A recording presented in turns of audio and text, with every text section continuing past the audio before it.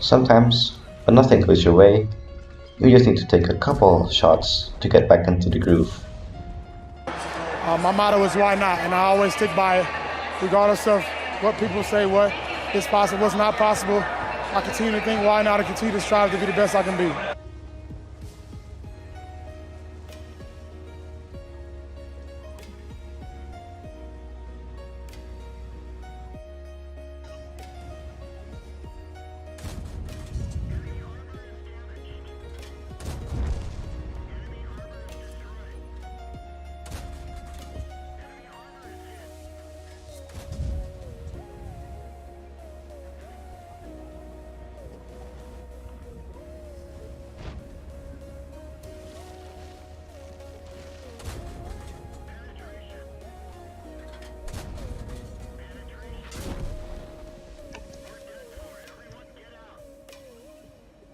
Against Barokah. They're a rival clan that is also from Indonesia, so it's a bit personal, this one. We're again watching from Moza's point of view, who, as we saw last episode, did amazing against Cheetah, I think. Here we see me in the Askonk, but we're gonna watch Moza's game because it's quite spectacular, the numbers he got overall. The two other times we've played Barokah in this map, they've just pushed down 1-2. So the idea here is just to camp 1-2 and ready for a push here, for a counter push necessary. Now I wasn't sure if they are going to push 1-2, so I did bring lots of 140s though. Here we see the kind of position that we're going into, with only the Ascon coming up and then the 140s intending to take 7-8-9-0 line, which works pretty well. Here we have Moza going to a bush, and to be honest, his gameplay isn't too interesting at the start. He's just sitting here. So yeah, we see that the 140 actually can't spot anything at the moment, and ooh, planes. And we have our team here set up in a position at which they can shoot this entire lane. And from this point, it's as you can see, it's quite impenetrable with the version force and the heavy sticking behind them with the SRB who has the intent of farming if they do push down 1-2. We see here TVBee is quite a noob and already gets a shot onto him without even spotting anything. But yeah, here we clear this entire side of the map, and as you know, if this side of the map is not taken by them, they're gonna play here. So from here on, it's just going to be a grind, just to try to get them out, and try to get them to push. And it became quite a wait, so I'm going to just fast forward it a little bit here as I talk through. We had a good day today, and I actually forgot what day it is today, so I'm not going to count what day it is. We did have a good day though. We had losses against 11B, Crown, and one other clan who I can't remember. But all those were in good method. You see here that the T100 actually starts moving onto a different spot, which is actually with the intent of spotting D2, just line better from the original bushes here, even though it is a lack of distance. And you see here he might have shots at the Ascon, but he holds it as he should. He just tracks in and has fun with it, And it's a game, you should have fun with it. Moza with the extinguisher, which is nice, and the firing standard penetration rounds. Okay. Well, I'm guilty of that too, so it's okay. Okay. Let's fast forward it a little bit more. Go 4 times. And yeah, as you can see, like nothing really happens too fast at the moment, and we're just hanging out here. And we do get the map control with the double 140s getting spotted from here. Prophet is lagging, as we can see. He might get disconnected. Oh no! Actually, he allows him to punch the router. If you guys can't read Indonesian, but yeah, it'd be like that. And we're just hanging out here with Moza, just waiting for them because we know it's gonna be a 1-2 push. But then I really didn't want to try and break it too hard I would rather them push rather than me push, because I'm not the guy who opens who moves first, you know. In chess, I like to play back. Might not be true, but whatever. But yeah, so I'm just making sure that everyone here has shots on this as I move up onto this ridge, intending to get more spots on this. So I move up, I get spotted here.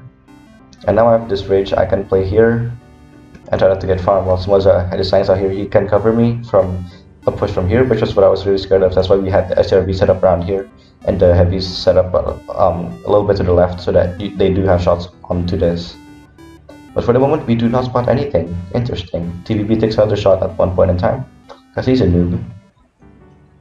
We see the 140 get map control and also managing to get crossfire onto this. But for the moment, we do not spot anything until then.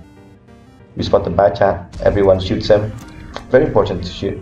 And really good that Moza did not get to shoot because he did not get spotted. And now that they've lost their scout who was perma spotting me, that's really nice because now Moza can play much more comfortably.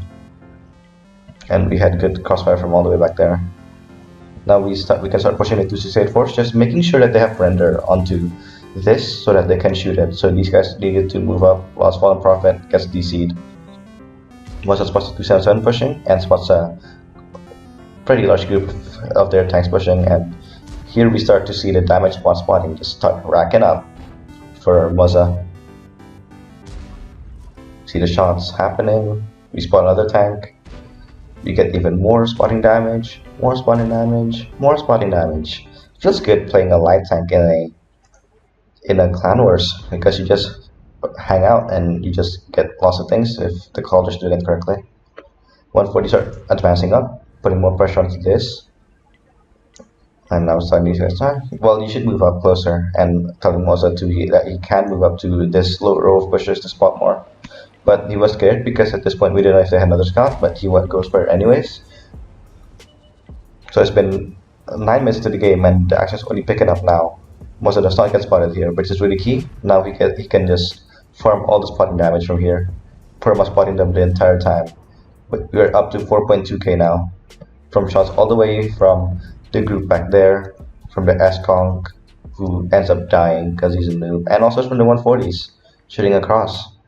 Well, he does really good in a passive spotting role, and just hanging out, you know, having fun, laughing in the voice chat. I'm getting so much free damage, and like they start pushing here, and I'm like, no, don't let them push. He gets all the credit of the spotting, of course.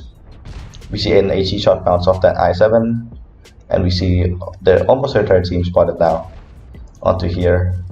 So TVBee has shots, these guys have shots, these guys have shots, and it's just really nice overall. That guy's down to a 1 shot, and it's 6.5k damage, and Moza has not been spotted the entire time. This battle's happening. Really good trigger, what do you call it? Trigger patience. That's not the term, is it? I don't know. It's not the term. I have some guys there pushing up onto the S-Conk. Sky and I have shots onto this, and we need to keep pressuring that. We're up to 8k spotting now, if you aren't aware, and Moza has fired no shots this entire game. While that dies. Oh my god, that's my friend. I didn't even realize he was in that game. Jeez. We see here that that TVBee is on 1 health, of course, naturally. And that this V4 is actually using this cover really nicely from our tanks back here.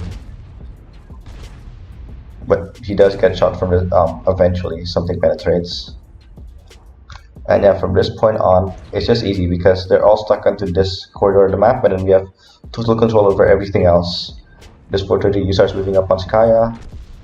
I7 dies. We're up to 10.7k spotting damage. And he still has really good trigger discipline against this. Before he just decides, fuck it, we're up to 11.5k, let's start shooting some stuff. And he moves up. He gets hit by the SRB at the back. We managed to clear everything else. And yeah, it's just an example of a really well done game from our team. We spot the SRB and it's just GG. From then on, 12.2k spotting. Let's see how far he can get up to. 12.6k. He shoots once. He rams? No, he doesn't. Make sure you can't get onto the red line. He shoots once more. Somebody else finish him off. 13,000, all through the 13,000s. And that is a game of Clan Wars with 14,000 damage combined from Moza, with another masterclass of tank playing. I'm starting to like you, man.